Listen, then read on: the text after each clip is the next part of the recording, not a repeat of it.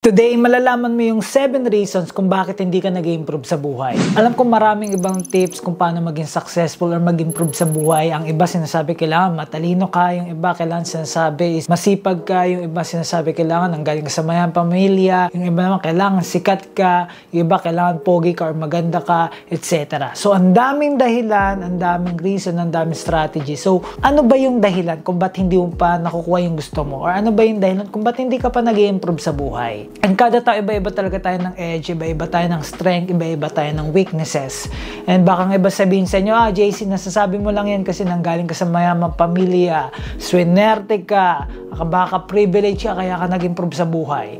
Hindi. Nanggaling din ako sa wala, but nag-improve ako. Baga, hindi man ako kasing yaman or kasing lupit pa ng iba, but kung ano yung nagsimula ko is wala na ako doon. And ayoko nang bumalik sa ganon. And pwede natin sabihin na may swerte din siya, but hindi lang siya puro swerte. May mga ginawa din ako and may mga sinacrifice din ako. Kaya nakuha ko yung gusto ko or nag-improve ako sa buhay. So, ibig sabihin, kaya mo siyang gawin kahit anong sitwasyon mo ngayon, mahirap ka man, mayaman ka man, mayayain ka man o hindi, kaya mo siyang gawin. Basta malaman mo lang din to mga bagay na to. Unang reason kung bakit hindi ka nag-improve sa buhay is dahil ignorante ka. Ibig sabihin, wala kang alam. Ika nga ni Jesus Christ, the truth will set you free. So, kung puro lies ang mga alam mo or kung wala ka man alam at all, hindi ka talaga magiging free, hindi mo makuha yung gusto mo sa buhay. And ang knowledge or yung wisdom, hindi mo yun basta-basta makukuha, hindi yan basta ibibigay lang sa'yo. Ikaw ang kailangan kumuha niyan. Kasi pansin mo, diba, sobrang daming masisipag. Hindi ko din na-discredit yung galing nila. But minsan hindi nila nakukuha yung gusto nilang level ng buhay. Kahit sobrang sipag naman nila, ilang oras na sila nag-work everyday, pero hindi pa rin nila nakukuha yung gusto nila. Bakit? Kasi ignorante sila sa ibang aspeto ng buhay. Kumbaga, ito lang yung alam nila. Kumbaga, let's say, example, empleyado ka. Sobrang sipag mo mag-work. Pero ba't may iba na employee din na umaangat sa buhay? So baka sila may work sila at the same time, may iba pa silang skills na alam. Baka mamaya yung iba dyan, empleyado sa umaga hanggang 5 p.m. Then, nagbe-VA pa yan or nagpe-freelancing pa yan.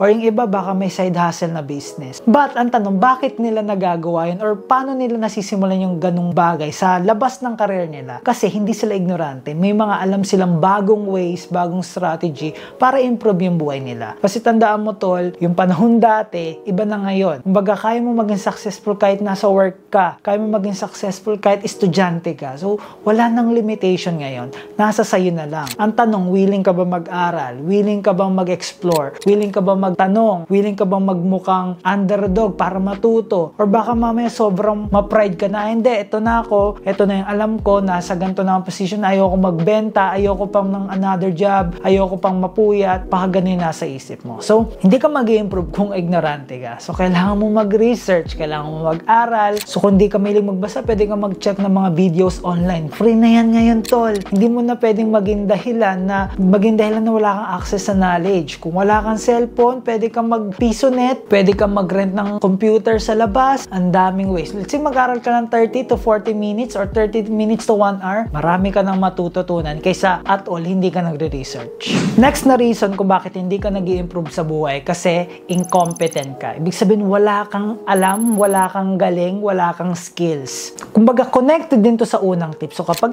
ignorante ka, wala kang skills na matututunan. So, wala kang services or product na pwede mong i-offer sa ibang tao kasi wala kang alam eh. So, incompetent ka. So, kung gusto mong bayaran ka ng mundo sa gusto mong presyo, kailangan magaling ka. Hindi pwedeng marunong ka lang. So, paano ka gagaling? Paano ka magiging marunong? Again, kailangan mo mag-research. And yung na-research mo is kailangan mong i-apply and then i-practice hanggang ma-master mo siya. Hindi pwedeng marunong ka lang. Hindi pwedeng may alam ka lang. Kailangan magaling ka. So, kung gusto mong maging successful, example na pintor or nagpipintura ng mga bahay, aralin mo magpintura, practicein mo and masterin mo. Baga, ikaw ang pinakamagaling magpintura ng bedroom. Ikaw ang pinakamagaling magpintura ng cabinet. Ikaw ang pinakamagaling magpintura ng commercial buildings. Ikaw ang pinakamagaling magpintura ng mga furnitures. Then, i-post mo online. I-post mo sa TikTok. I-post mo sa YouTube. And mapapansin mo, maraming projects ka makukuha. Marami ka makukuha ang mga bagong kliyente. Marami nakikita sa TikTok, meron nga isang interior designer. Nag-design lang siya ng bedroom. Then, binibidyohan lang niya. Then, nag-viral siya sa TikTok. So, fully booked na siya ngayon. Sobrang dami niya ng kliyente. So, bakit? Una, hindi siya ignorante. May alam siya sa social media. At the same time, competent siya. Magaling siya mag-design. And may mastery siya dun sa certain design na yon na hindi niya inisip lahat na magaling siya mag-design lahat. Nag-focus muna siya sa bedroom. Doon lang, minaster niya lang yon. Sobrang galing niya sa bedroom. Then yun, lahat, ang dami nang pumupunta sa kanya kasi alam na marunong siya at magaling siya pagdating sa bedroom. So kung ikaw may problema ka sa bedroom mo, ang pangit ng design, hahanapin mo siya. Kasi yun yung expertise niya, yung bedroom. So ikaw, ang tanong, anong alam mo, ano yung skills na magaling ka, ano yung na-master mo na bagay na kaya mong ibenta, kaya mong iserve sa mga tao.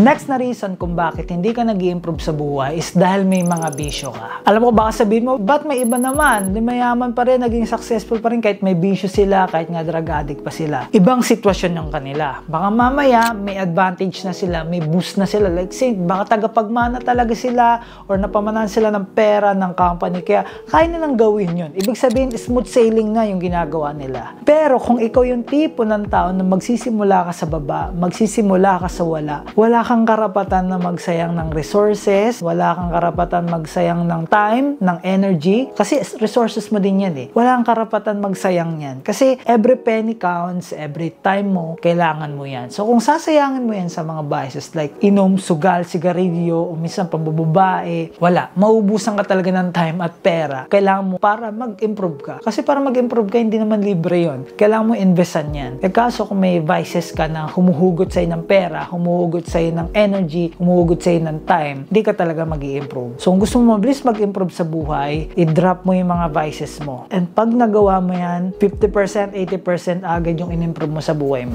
Next na reason kung bakit hindi ka nag-i-improve sa buhay is distracted ka sa mga unworthy na babae. Again, tol, yung energy at time mo at attention mo, asset mo yan na pwede mo magamit para mag-improve ka sa buhay. Pero kung ginugugol mo yan sa isang babae na walang kakwenta-kwenta, na hindi ka tinutulungan sa purpose mo, hindi ka mag-i-improve talaga. Kumbaga, ibang usapan yung meron kang babae or meron kang partner na tinutulungan ka, which is asset yon. Kailangan mo yon. Pero kung yung kasama mong babae ngayon is hindi ka tinutulungan at all, pabigat sa'yo, puro complaints, hindi ka sinusupport, walang emotional support, hindi ka talaga mag-i-improve or mahihirapan ka mag-improve. At the same time, baka mas maging malala pa yung sitwasyon mo. Marami akong nakitang ganyan, successful sila, kumbaga in the zone sila sa success nila sa buhay, sa pag-improve nila sa buhay nila. Then, one time may dumating na babae sa buhay nila na sinira yung buhay nila, inagaw yung attention nila, inagaw yung energy nila, inagaw yung pera nila, to the point na nag-crash siya ulit, then iniwalan siya ng babae. So, sayang. Kaya ikaw, tol, maging maingat ka sa pagpili na magiging partner mo sa buhay. Ika nga, may nabasa nga akong quotes nun eh. Pagka daw may gustong i-bless si Lord na lalaki, binibigyan daw siya ng maayos na babae. So, kung feeling mo yung partner mo ngayon is hindi nakakatulong, like binigyan mo na ng chance and everything, hindi ka nag-i-improve and ang nangyayari pa is pababa ka, I suggest na kailangan mo mag-separate ways sa kanya. Then, i-observe mo. Kung pababa ka pa rin, baka ikaw talaga yung may problema. Or kung nag-improve ka, ibig sabihin siya talaga yung may problema. Ang babae, tol, either tutulungan ka lang yan or papahirapan ka lang yan. Ganun lang ang mangyayari dyan. So, make sure na piliin mo yung magiging partner mo sa buhay.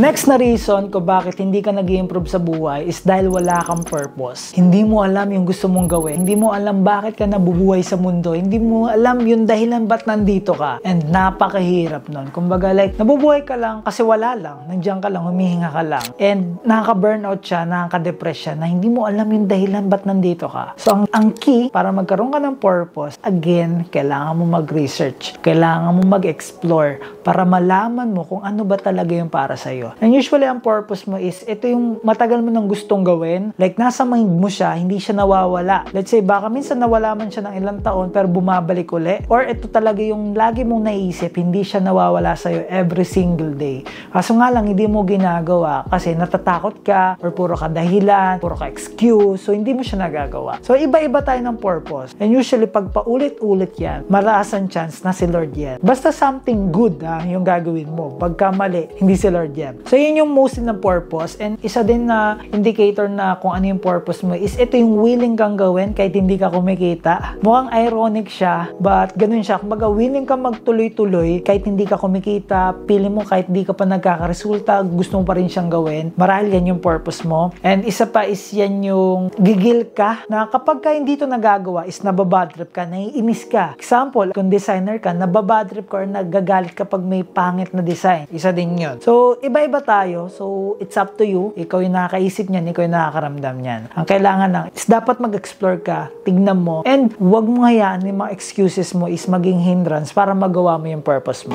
Next na reason kung bakit hindi ka nag-i-improve sa buhay is chine-chase mo lahat. Hinahabol mo lahat, gusto mong gawing lahat. Mahirap yun. Let's say, gusto mo maging videographer, graphic designer, singer, rapper, negosyante, estudyante, nang sabay-sabay. So, mahirap yun. Hindi ko sinasabi na hindi mo kaya makuha yung gusto mo. Ang sinasabi ko is mahirap pag sabay-sabay mo siya. Kumbaga, wala kang focus. Wala kang, ito lang yung gusto mong gawin. Importante na may alam ka sa ibang bagay. Pero dapat, meron kang i-focus na isa. Like ako, itong pag-vlog, itong pag-video, hindi ko siya main focus. Side ano ko lang siya, side hustle ko lang, side project ko lang. Kumbaga, may certain focus talaga, which is yun yung business namin. Yun yung focus ko. Ito, ginagawa ko lang siya to unwind, para to escape sa stressful na world ng business. Ginagawa ko to kasi gusto ko lang siya talaga. So, ikaw, dapat alamin mo din. Kasi baka mamaya may mga gusto ka rin gawin na hindi mo talaga siya kayang i-let go. So, baka pwede mo siyang ilagay dito sa gilid. Kumbaga, side hustle mo lang siya. Gawin mo siya once a week or twice a month. Then, ito yung main focus mo na Monday to Sunday, Monday to Friday, ito yung ginagawa mo. Kailangan may focus ka, tol. Kasi, pag tira ka ng tira sa lahat, walang depth, walang lalim, walang intensity yung galaw mo. So, hindi ka nagkakaresulta. So, kung gusto mo magkaresulta, mag-set ka ng goal, mag-create ka ng plan papunta sa goal na yun, and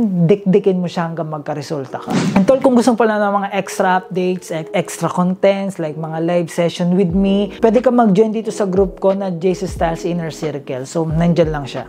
Next na reason ko bakit hindi ka nag-i-improve sa buhay is ina-accept mo na lang lahat ng bagay na nasa paligid mo. Kumbaga, hindi ka na nagko-question, hindi mo tinatanong bakit ito yung nangyayari sa akin, ba't ganito siya, ba't ganito ako, ba't ganito yung pamilya namin.